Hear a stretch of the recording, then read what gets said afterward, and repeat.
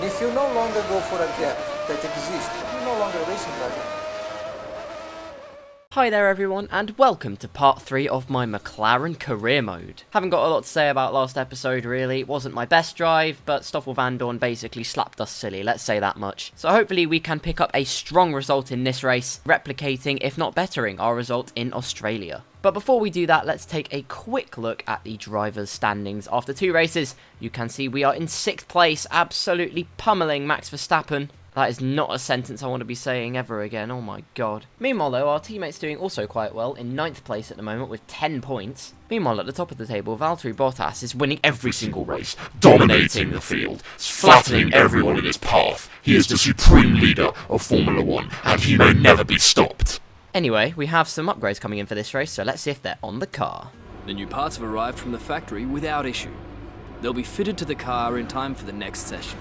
Thank you very much, Karl. That is your first good deed done for this series. We are improving at a similar rate to Haas at the moment. However, Renault are improving at an even better rate at the moment, so we are in fact no better than we were before, which is quite annoying. But let's not allow that to deter us from the weekend ahead then. Emma, as you can see, gives us a goals update for the upcoming weekends, and that is to complete 4 practice programs, which should be very easy indeed. Now we can see Karl giving us a preview of the weekend. As you can see, we are in 6th in the drivers, 4th in the constructors. Maybe we can improve on it this weekend, I have no idea. Only other interesting email was Jeff saying it's going to be a dry race weekend, which is very good to see. Hopefully the upgrades that we have got can propel us up the grid that little bit further than before, and maybe we can get a strong result. Who knows? Only time will tell.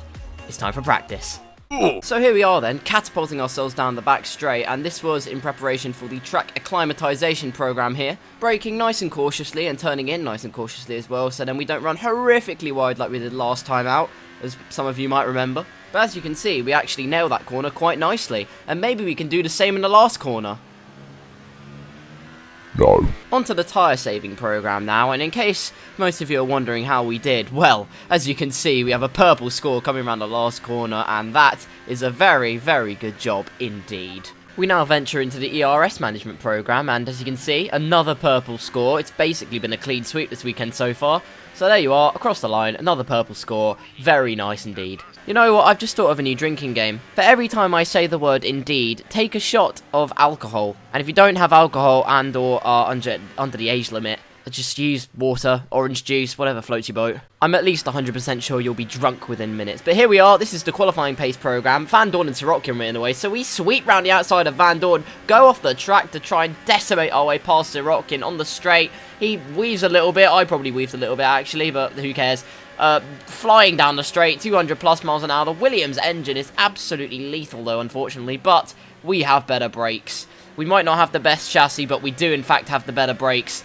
And that proves us as we go across the line and absolutely decimate the qualifying pace program. Apart from that, nothing else really happened. So here we are in the garage looking at the results that we got. Our lap times, you can see we're the most consistent driver on the grid. We did in fact complete all the team's objectives for the weekend as well, but you can see, scrolling between qualifying pace, we actually are expected to come 5th in qualifying, which is really promising because we can actually apparently fight it out with the Red Bulls. David Croft rudely interrupting us right now. Shut up, Crofty!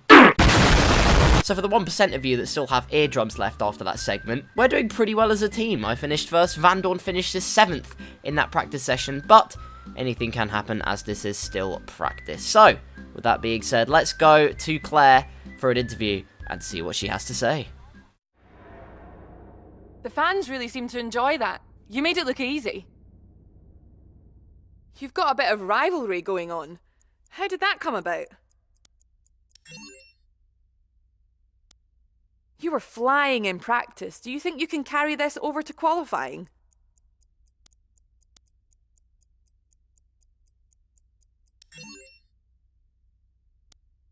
It's the start of the season. How do you think things are going to go for you?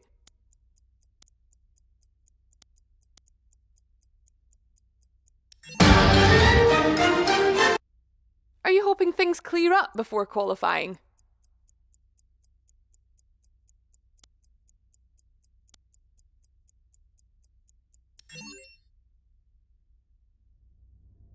Appreciate your time. Thanks very much, Claire. Here we are back in the paddock area, getting our resource points, passing all the practice programs, perfecting all the It would help if I could speak sometimes, wouldn't it? So we walk away with the I guess we'll never know then. Brilliant. Reputation-wise, we increase in all areas, which is very nice to see. And in terms of sportsmanship and whatnot, from what we said in the interview, again, we'll have no idea. Great. Nice editing. Well done. Emails-wise, there's nothing really interesting to say. It's just all reiterating what's been said over the past couple of days by the team. So, into qualifying we go, and I reckon that this is going to be a really good one for us. We'd like to welcome you from wherever in the world you join us today for this F1 qualifying session here in Shanghai, China. Thanks, Minecraft Steve.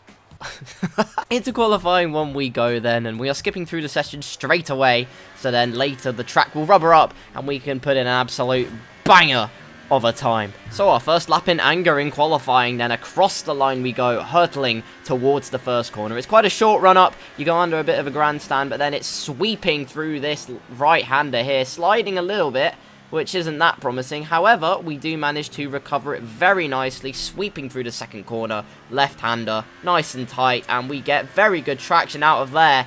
And I'll tell you what, the car felt actually really hooked up to the track here. Absolutely roaring down the straight here like a lion on helium. Either way, we are about to come across the line, sliding out of the final corner, and we come in P6, which is not too shabby at all. And as we skip through the session, a minute to go, 10 seconds, that is the end of that. We are through.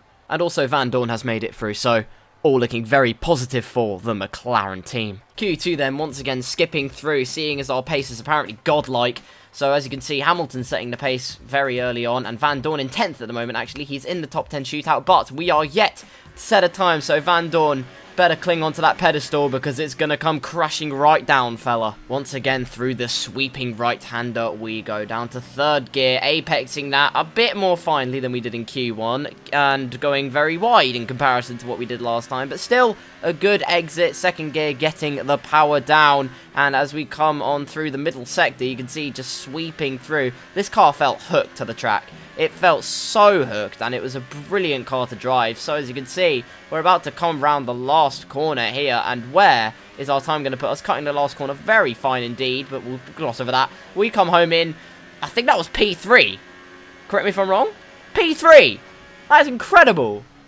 Hell yes. I'm absolutely stoked with that. Our pace just completely confirmed there. As we come on to the results then, we do in fact actually knock Van Dorn out of the top 10 shootout, so sorry.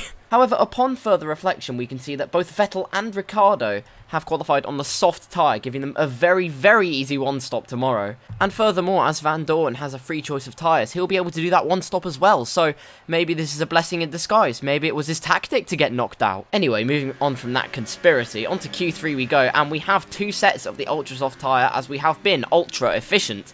And so then we have two chances to set a flying lap in this qualifying session, which will hopefully boost us even further up the grid. And as we come on to the end of our first flying lap then, this felt pretty decent, not too bad at all. As we come through the last corner, possibly the best we've done it, quite helpfully. We are in P4. We are ahead of Max Verstappen, and we have a purple last sector somehow, even though we have Renault power.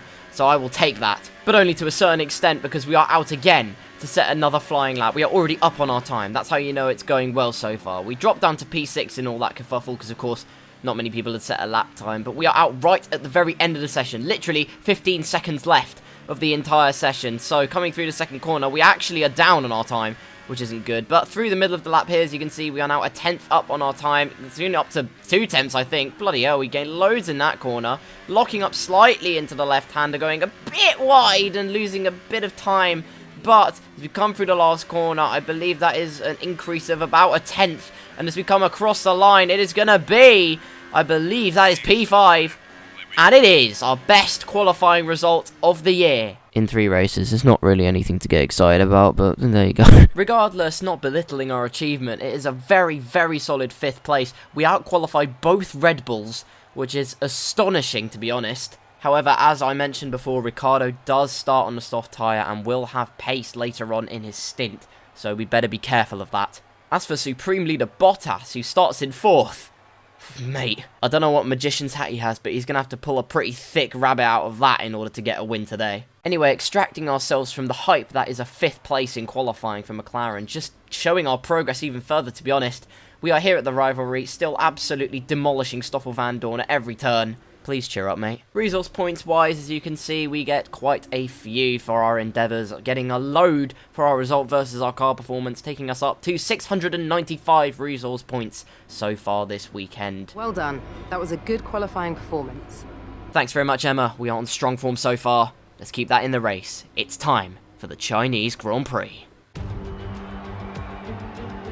With that then, let's run through the grid order. An immense lap from Lewis Hamilton yesterday puts him on pole position, and starting alongside him P2 is Sebastian Vettel. Looking down the rest of the grid we have Raikkonen, Bottas, the scientist, and Ricciardo, Verstappen, Hülkenberg, Sainz, and Roman Grosjean, Van Dorn, Magnussen, Esteban Ocon, and Hartley, Gasly, Perez, Charles Leclerc, and Sergei Sorokin. Stroll and Marcus Ericsson rounds off the grid. And now it's time to head down to the track. Now that we've got some points on the board, let's continue this form and aim for another top 10 finish. Thank you very much, Jeff. Here we are on the grid then. 28 laps of the Chinese Grand Prix to do. And as you can see, we are apparently going to be doing a 2-stop. Pitting very early off the ultra soft tyres as they'll whittle down like an absolute peach.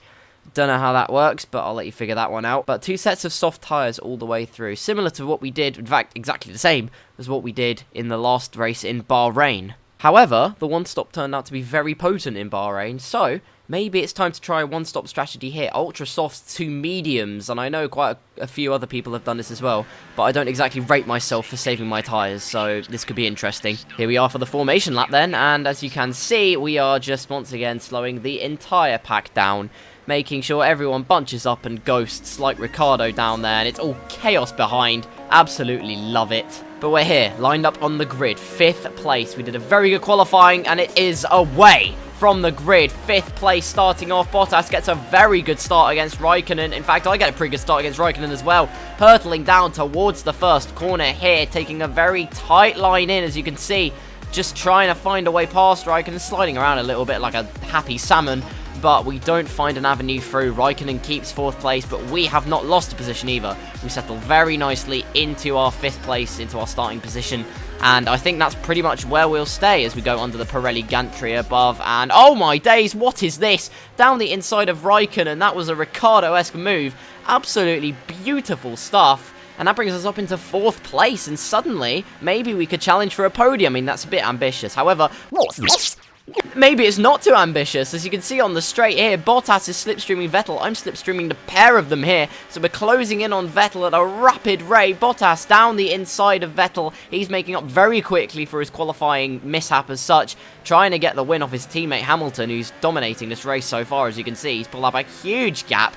However, we are now behind Vettel in the slipstream, going down towards the first corner. Hamilton sets the fastest lap, but it's lap 1, so that's insignificant as we are in the slipstream. Vettel's getting away. That's not what I wanted, but through the first corner, we're going to take a tight line here, keep to the inside. Vettel has no chance. He leaves us the room, and that is us onto the podium. We are in 3rd place. That is grand. And who knows, maybe we could even better this position here, getting a decent exit, and Vettel on his soft compound tyres cannot keep up. However, it's become quite apparent that both the Mercedes cars have a lot more pace than I do.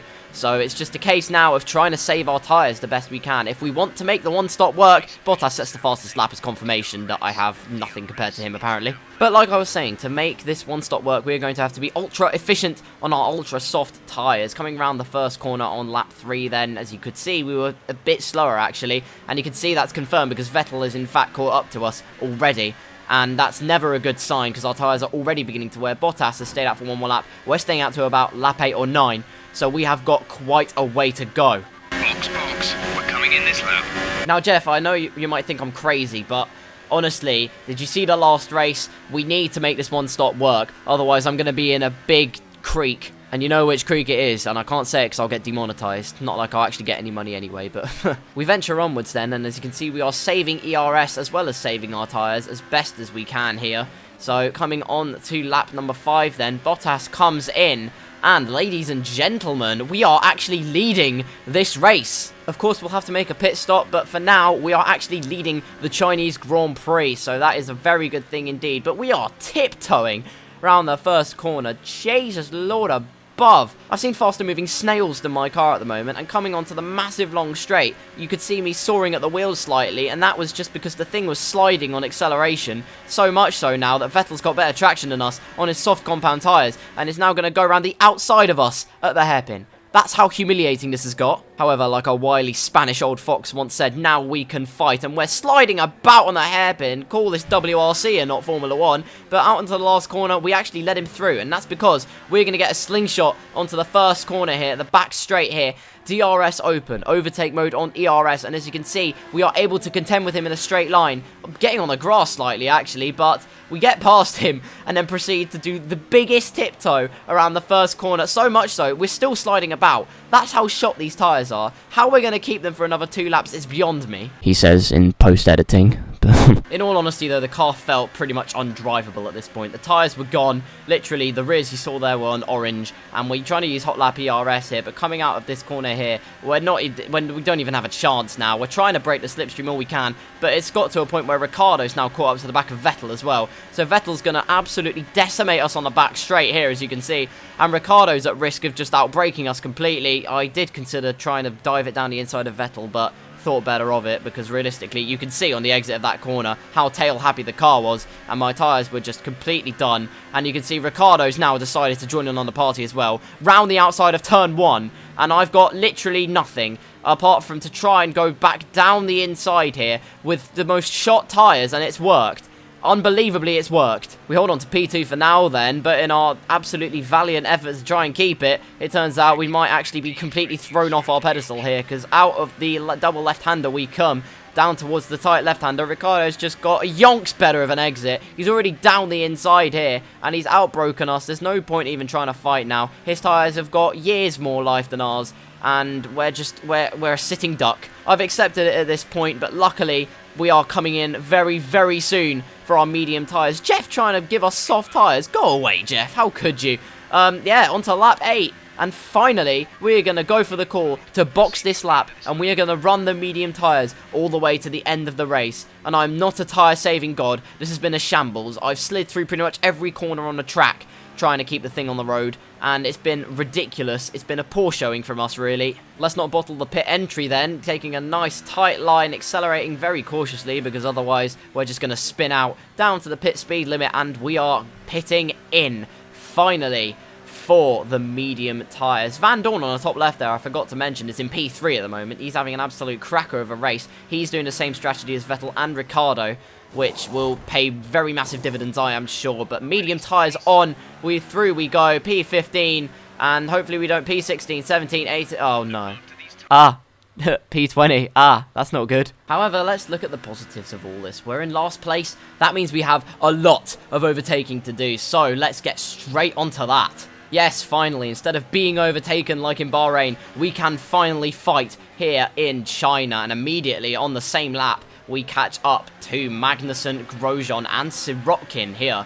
As you can see, Sirotkin slowing down the 2 REUPLOAD, a treat for me. So coming round the last corner, we will have DRS. We run wider than the width of the River Thames, which is ridiculous. I can't speak, apparently. But with DRS assistance, as you can see, we are not really catching up to Magnussen, actually. But, as you definitely can see, we are catching up to him in the first corner with our fresh tyres, going down the inside of him, and Sirotkin as well. But Sirotkin turns in on us. The Russian driver with poor awareness there, but we hold it round the outside of turn 2. Plant the power down so much easier and so much better with our superior chassis and aerodynamics, and we are further up into P18, which doesn't sound like much, but it is progress. And progress is a very big word for McLaren at the moment, actually. We're expecting rain in around 10 to 15 minutes. I'll tell you one thing that isn't failing to progress, though, and that is the weather, and that's worrying, because I'm not very good in wet weather conditions. But moving on from that, we are catching up to Grosjean at a rate of knots. We dive down the inside, he leaves the gap open, we lick the stamp and send it like an old Australian philosopher once said. But in this case, his words of wisdom have been slightly nullified by the fact Grosjean had better traction off the corner. But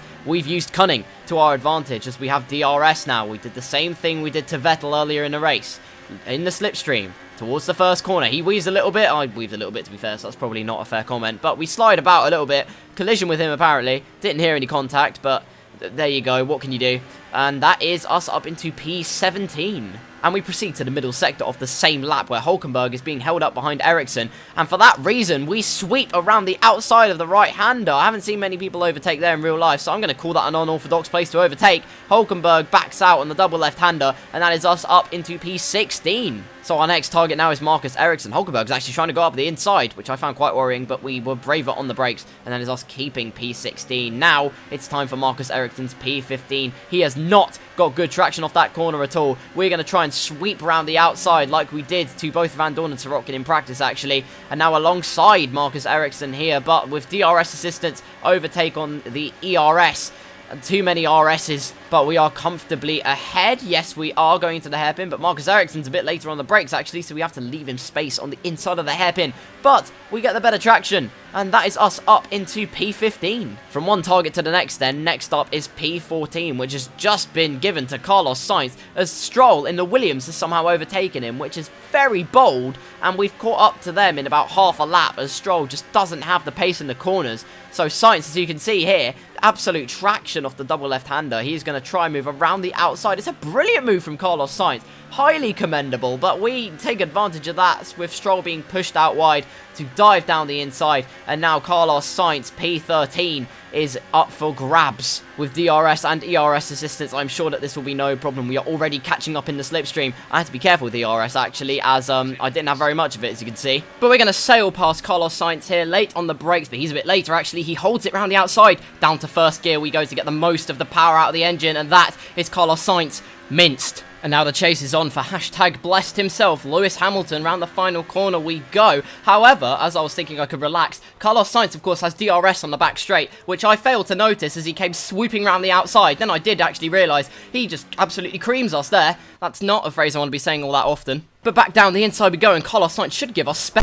Moving on very, very swiftly then before I start getting paralytically enraged. We're just trundling along down the back straight, and oh my god, Van Dorn has done an incredible job. He's now just behind Carlos, or not just behind as such, but he's done an incredible job. He's done the one stop to perfection once again. Meanwhile, a bunch of cars come in, and on our one stop we have made it up into P5 behind Max Verstappen, but after that, realistically, you know, it was once again just lap.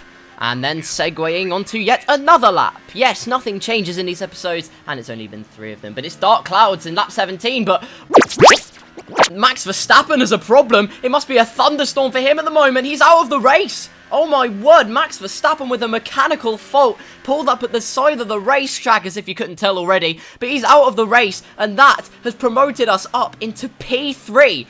We are legitimately in a podium position in this McLaren car. Unreal scenes here. Now it's a case of keeping that position. Round the last corner we go of lap 18 now. And between the last lap and this lap, lap 18, Bottas has overtaken my teammate and Sainz has pit. So we have no safety net. It is us versus the supreme leader himself of this grid for the rest of this race. And there's no chance of catching Ricciardo and Vettel because they are years ahead of us. So it's a case of trying to keep this final podium position and giving McLaren some history. Their first podium since 2014. So absolutely no pressure at all then, as we're on the back straight of lap 18, and we'll cut onto lap 21 then, because genuinely nothing happened. It was me roaring around the track, trying to manage the gap to Bottas, but Bottas has managed to close the gap, in fact, and that's quite a worry, because soon the rain will come down, and like I said, I'm not very good in wet conditions, so Bottas will have even more of an advantage against us, but we do set a personal best lap of the race going into lap 22, which is possibly a saving grace. In the middle sector of the same lap then, coming around the right-hander, track bone dry, but just as we come through the double left-hander, there are the spots of rain. The rain has officially begun. Okay, we don't think we're far away from some rain. I'll keep you updated as the conditions change. Cheers, Jeff, for that insight. I literally never would have guessed that it was raining at this point. But round the swooping right-hander we go. Bottas has closed the gap even more in the time we've been panicking about it starting to rain. And on the very next lap, in the first sector, you can tell our time is already beginning to deteriorate. The times are beginning to tumble, and it is getting worse and worse as we get onto lap 24. That is just under a second slower than our best lap. and the times are only going to get worse as this race goes on. So as you can see, we're back to tiptoeing almost around the first corner, and this isn't even on a one set of tyres. It's just because the track is getting less and less grippy, and you can feel it in the tyres. The car just felt so light on acceleration, and that's not a good thing because the power just didn't want to go down. So much so, we're on the grass again. WRC, just sponsor this video, please. Towards the start-finish line we go then, and let's see what the lap time is going to be. Last lap it was 9/10 off, this time 1.5 seconds. But nothing really happened after that, and we move on to lap 27, approaching the end of the lap, coming on to the last lap of the Grand Prix. Vettel and Ricciardo are yonks ahead of us. There's no hope in catching them. So it's just a case of trying to secure our third position. We go pretty wide into the hairpin, and you can see Bottas has caught up a treat. And we're sliding about once again. Very tail happy here as the rain hit very hard. The track started to really fall away, and I'm sliding around the last corner, locked up into it as well. So onto the final lap. It's a matter of a few seconds worth of lap time being lost. The track was just so slippery. It was unbelievable, and this is exemplified around the first corner here. Switching down third gear, the back end just steps out like nothing. TokyoDrift.com right there. Into second gear for the second corner, and it's just tiptoeing. I've said the word so much, but that really was just the aim of the game in this race. We lose the car in a huge way coming out of the right-hander, but luckily we do manage to keep it together. But Bottas behind us has got an incredible exit and will have DRS and ERS to deploy at his will. Luckily we do have a lot of ERS to combat against him with. Why I'm not turning up to Rich Mix, I don't know, because here he comes at a rapid rate of knots. He could be passed, but breaking into the hairpin, we do manage to keep position, and we just need to negotiate one more corner, and that is it in these tricky conditions to claim McLaren's first podium since 2014. We make it through safely. Third place. Get in there. Yes! Great drive, great drive. We're really happy with that performance. Well, what a drive that was to take the win for Ferrari today. Anthony, what do you think made the difference here? I feel like consistency was probably the key today. There's being quick, and then there's being quick lap after lap after lap. If you can do that, you can capitalise on other people's errors without making many of your own. And that's an approach that can push you a long way up the field. So, here they come now, out onto the podium. Wherever you go, anywhere in the world, the prancing horse flags are dominant in the grandstands, and they're out in force again today. It's Ferrari on the top step once more. What a race. McLaren's first podium since 2014. And what a way to come back. Now we can fight. Alonso was right. Now we can actually fight. And it's looking ever more promising for us. Sebastian Vettel wins the race. No surprise there. Ricciardo takes second place. Stoffel Van Dorn, our teammate, taking 6th place. Another great race on the one stop for him. Well played. The team getting some very significant points, and our constructor standing is going to look even stronger. Other notable things, Lewis Hamilton finished 8th from pole. Don't know how he bottled it so badly, but there you are. It's time for an interview with Claire then, and let's see what she has to say about that podium. The fans really seem to enjoy that. You made it look easy. You're breaking all expectations. What's your secret? Everything went your way today. It looked like you had a really good strategy for the race. It wasn't the cleanest race today, was it? Oh no. Oh no. Appreciate your time.